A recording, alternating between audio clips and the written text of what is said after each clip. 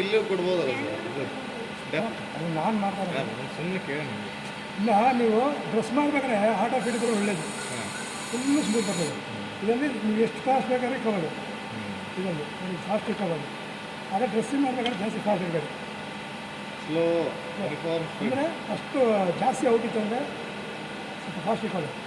ಆಮೇಲೆ ಅದು ಇವಾಗ ಫುಲ್ಲು ಡ್ರೆಸ್ ಆಗಿದೆ. ಹಾಂ, ಇಷ್ಟು ಸಾಕು.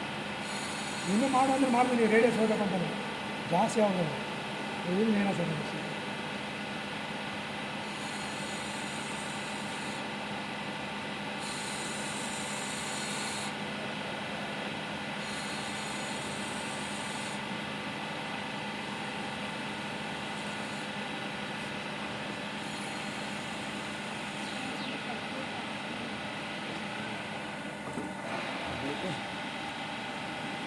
ಮುಟ್ನಾಡಿಗೆ ಮುಟ್ಟಿ ಸರ್ ಮಾಡ್ತೀರಿ?